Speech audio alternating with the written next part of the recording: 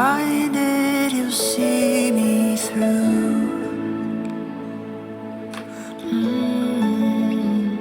My confidence is in you, Lord.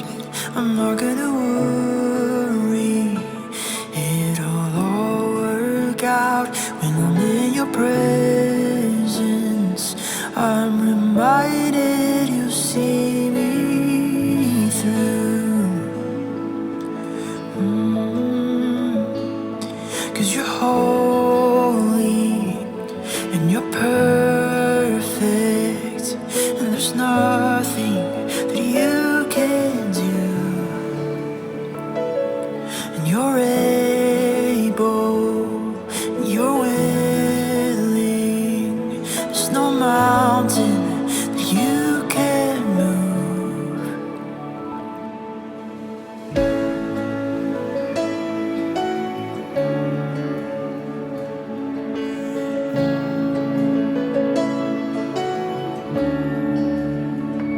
My confidence is in you, Lord. I'm not gonna worry, it'll all work out when I'm in your presence. I'm reminded you see me through. Yeah, you're holy, 'cause you're holy and you're perfect, and there's nothing that you can do.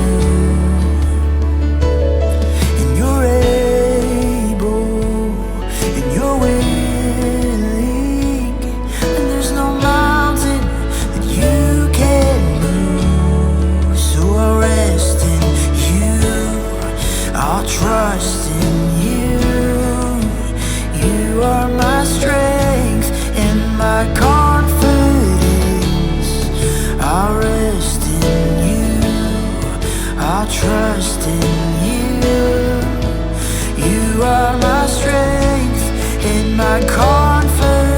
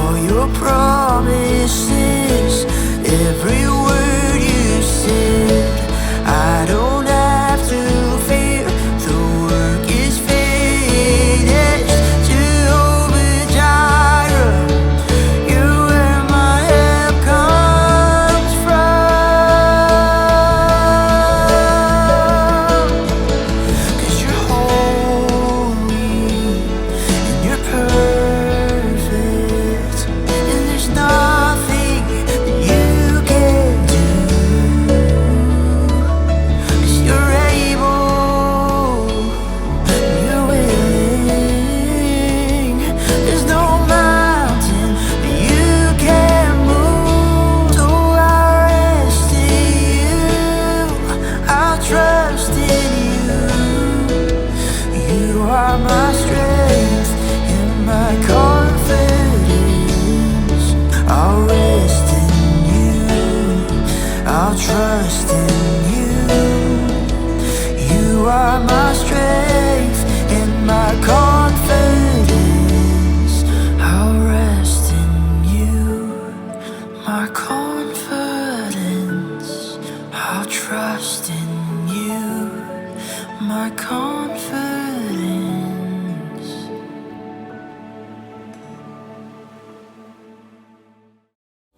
Hi everyone, Merry Christmas to your family. We want to let you know about some things coming up at the house, and especially 4 ways for you to be a part of this church community. The first way is through Next Steps. If you're new or newer here, Next Steps is our process to help you become part of the community here at the house. We have 3 steps through our Next Steps process. Step 1 is our open house lunch, and that's a time for you to have lunch with some of our team.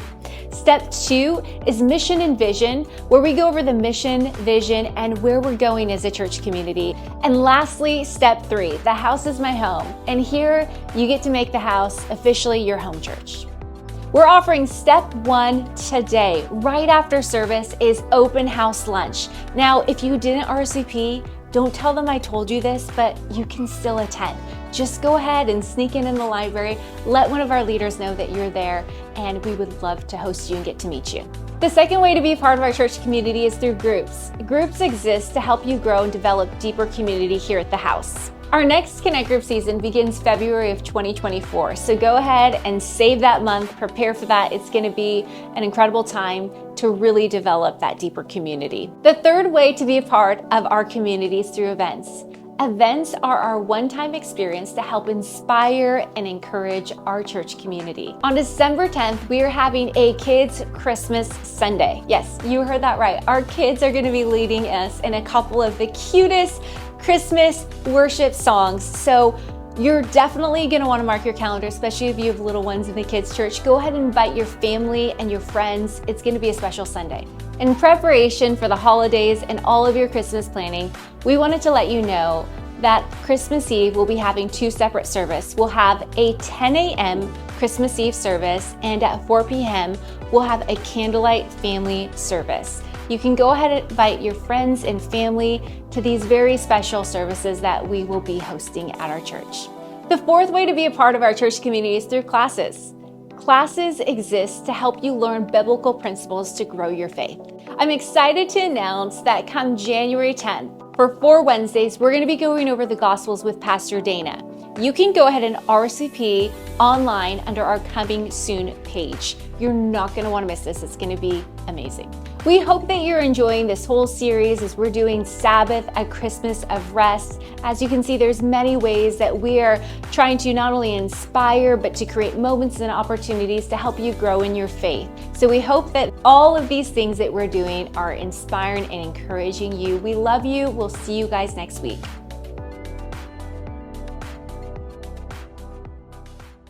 Hey everyone, welcome to the house. My name is Wes. My wife Vanessa and I, we're the lead pastors here. Just want to say welcome home. Some of you are watching from here in California. Quite a few people watch from around the States. We just want to say thank you so much for joining us here at the house. If you have any questions about who we are, what we're about, or how you can join us for a live in-person service, you can check out thehousela.org. Especially if you're here in LA County, Los Angeles County, and Southern California, we would love to see you for a live in-person service. So check out the website for all of our service times and directions. Today, we're continuing on the series we started last week called Sabbath, a Christmas of Rest. Sabbath, a Christmas of Rest.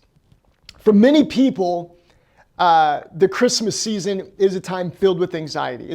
You're going from party to party. You're going from stressful interaction. You're spending time with family.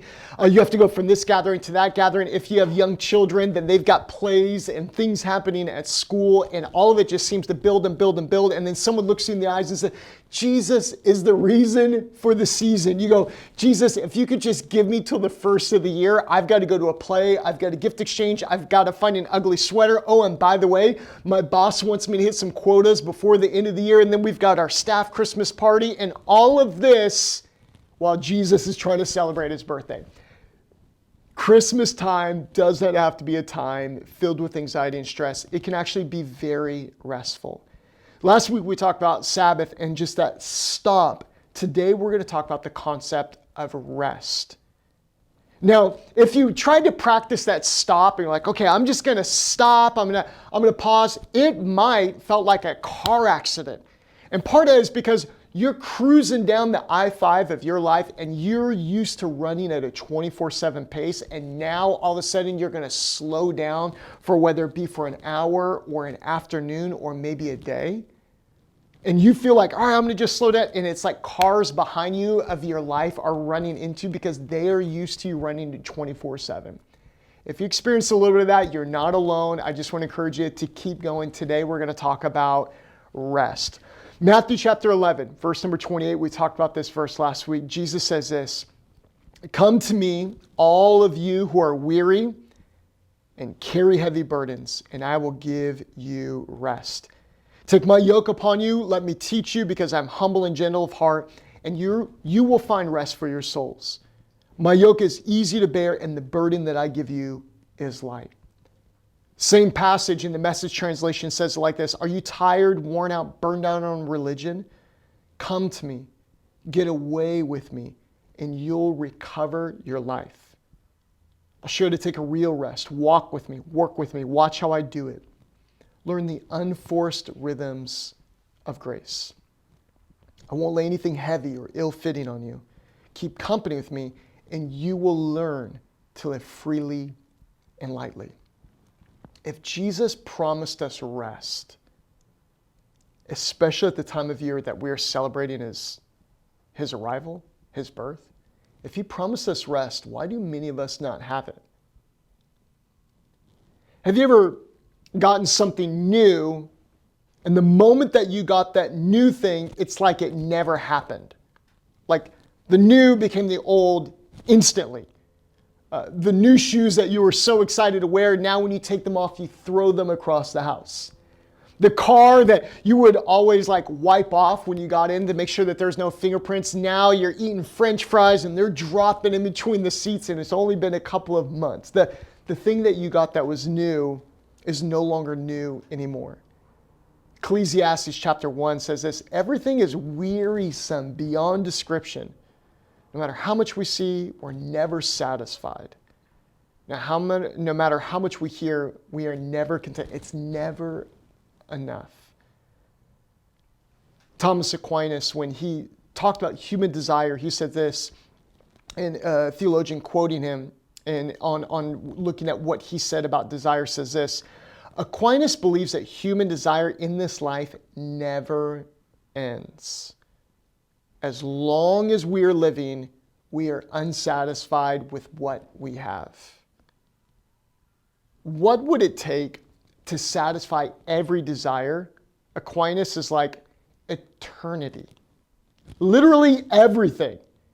And so what happens is, and I mentioned this last week, advertisers take advantage of this desire in our hearts for either rest, relaxation, pause, harmony. And what they do is they take that and they say, if you buy this product, we will give you that. And like, and advertisers do this.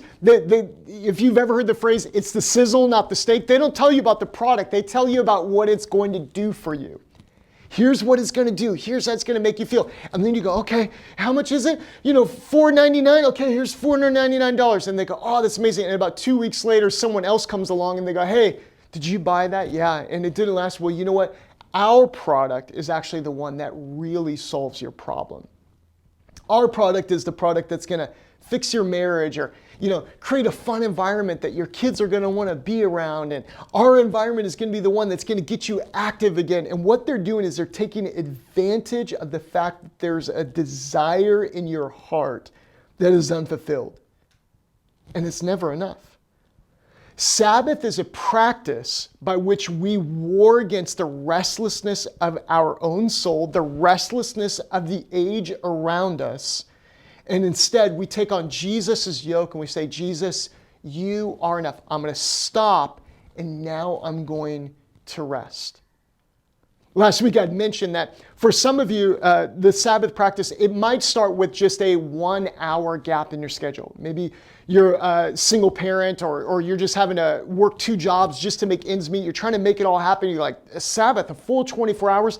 Some of you, a Sabbath might just start as a 1 hour gap or maybe an afternoon or an evening or something like that. Some of you, it might be a full 24-hour period.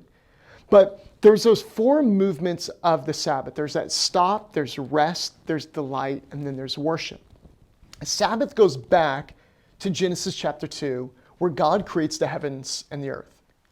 And in 6 days, he creates the heavens and the earth. And on the 7th day, he rests and he looks at all of his creation and he blesses that day and he calls it holy. Genesis chapter 2, verse number 2 says this, "On the 7th day, God had finished his work of creation, so he rested from all of his work. And God blessed the 7th day, declared it holy, because it was on that day where he rested from all of his work of creation." What does it mean to really rest? Most of us, I mentioned this last week as well, most of us are living in this state where we are just on the edge of exhaustion. We're sleeping 6 or 7 hours a night when historically people have slept 10 to 11 hours a night. And what we're doing is we are essentially trying to eke out every moment of the day. And when we think of rest, most of us think of a nap. Most of us think of maybe just a little bit more sleep. Or on vacation, what do? We sleep in as long as we can. And we just, kind of go leisurely throughout the day. Some of you actually go harder on vacation, and then you need a vacation from your vacation, right? But this rest doesn't mean a nap. It actually means a holistic rest. Rest for your soul, for the whole person. On Sabbath, we rest from work. We actually rest from all work. Even if it's that 1 hour or that afternoon, we're just saying, here's going to be a space where I remind myself that I am not a machine. I'm not just a producer of things. I'm a son, I'm a daughter, and God loves me. On the Sabbath, Rabbi Abraham Joshua Heschel, in his book on the Sabbath, he says, on the Sabbath, we rest from even thinking about work.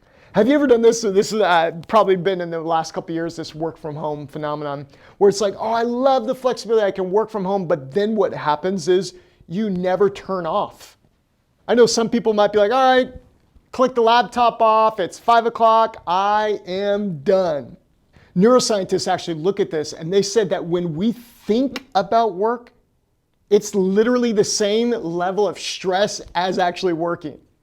I mean, I've been there. I'm sure you've been there as well. It's 8 o'clock at night, put the kids down, and all of a sudden my mind starts thinking through and ruminating through all of the things I need to do. And I want to talk with my wife. Hey, we got this with it. And what are we doing? We're still working at the end of the day. On the Sabbath, we rest from wanting and we rest from worrying. The 10 Commandments are recorded 2 different times, once in Exodus and once in Deuteronomy. And in Exodus, he talks about, hey, on the 7th day, it's a Sabbath day of rest dedicated to the Lord. And he's like, hey, you were slaves, but you're no longer slaves. But in Deuteronomy, 40 years later, when they're entering into the Promised Land, he talks about observing the Sabbath and in Exodus, but in Deuteronomy, he talks about remembering. He says this, observe the Sabbath, this is in Deuteronomy 5, observe the Sabbath day by keeping it holy as the Lord your God has commanded you. You have 6 days to do your ordinary work, but on the 7th day, it's the Sabbath day of rest dedicated to the Lord your God. On that day, no one in your household may do any work.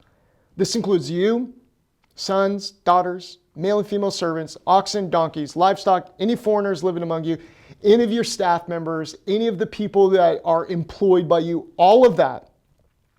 And he says, remember, you were once slaves in Egypt, but the Lord brought you out with a strong and powerful arm. That is why the Lord God has commanded you to rest on the Sabbath day. The Sabbath reminds us we are no longer slaves. In Egypt, the Israelites, they were slaves to a very cruel tyrant named Pharaoh. And Pharaoh had this demand that the Hebrews were to create these bricks and to build these supply cities and to make all of this production happen. And when Moses comes along, he actually increases the production demand on them and stops giving them hay, one of the necessary supplies to create the bricks. He increases the demand on the work, and he's just whipping it into them that production must increase. It's always more, always more, always more. Doesn't that sound like the world that we live in right now? You break a sales quota, and then what do? They expect that to be your new floor. You run for a certain amount of yards, or you score a certain amount of goals, and that becomes your new floor. You hit a certain number of quota in your office, and now all of a sudden that becomes your new floor, and it's always more, more, more. Maybe it's even for you personally. You got your house to a certain level of cleanliness, and now that is the new floor, and you want it to be more and better and more and better. Now you've got to paint the house and keep it clean. It's more, more, more. Sabbath reminds us that we are no longer slaves in Egypt. When we not only stop, but when we rest, it reminds us there was a time when we used to not be able to rest, when we were forced to just produce, and that's where our value came from. When we rest, it reminds us, I am not a slave, I'm a son. I'm not a slave, I'm a daughter of the King. Sabbath rest is actually an act of resistance. I'm not just a producer. I'm a son, I'm a daughter, and I am loved. So that stop and that rest leads us to the spot where we go, I am his and he is mine. You can only rest when you remember. I know some people may think, oh, it's easy to rest when you don't have a lot going on. It's easy to rest when you're young and single and living with your parents and you've got no bills and you've got no worries. Just get to rest. I remember one time one of our kids, they were just hanging out on the couch and they had their arms folded behind their head, their feet up in the air and crossed, and they're like, this is the life. And I think that they got it from this pigeon book that they're reading by Mo Willems. It's such a great book. And the pigeon's in the bath and he's like, this is the life. And it's like, of course this is the life. You have no responsibilities. You've got no job. No one's blowing up your phone. No one's asking you for quotas or deals or any of this other stuff. Of course this is the life. Some of you hearing about the stop and the rest, you go, of course, for someone else, but not for me. Well, here's the thing. You're right when you say, it's almost impossible to rest. You can only rest when you remember. God delivered me from Egypt. God opened up the Red Sea in front of me. God provided manna in the desert. Maybe look at your own life and say, hey, God gave me that job when I couldn't find a job. God brought me this car when I wasn't even sure how I was going to make transportation happen. God got me this housing situation that I'm in, whether it's a house or an apartment or a condo. God brought me that when I wasn't sure what was going to happen next. Or God brought this better deal, or God brought this other opportunity. He's done this and he will do it again. When we remember, that is the only time that we can truly rest, because we go, God, you've done this time and time again. You've been faithful time and time again. And you know what? I'm going to rest in your faithfulness, knowing that you've got me. Sabbath says, I remember. I'm not a slave anymore. I don't have the daily quota anymore. I don't have to always be building, always be producing. And on top of that, I will not become a slave driver myself. If you're an employer or you have people who report to you, I'm not going to go and do what Pharaoh did to me and demanding more, higher quota, higher quota, higher quota, higher quota. Where Moses says, hey, and this Sabbath is not just for you, it's for those that work for you as well. This moment of peace, this moment of rest, this moment of stopping. Sabbath rest. The stop says, just, hey, I'm his. But that rest says, this is enough. This is good enough for today. God, I trust you. You've opened up the Red Sea before, you'll do it again. I trust you that, God, you will make this thing happen with or without me.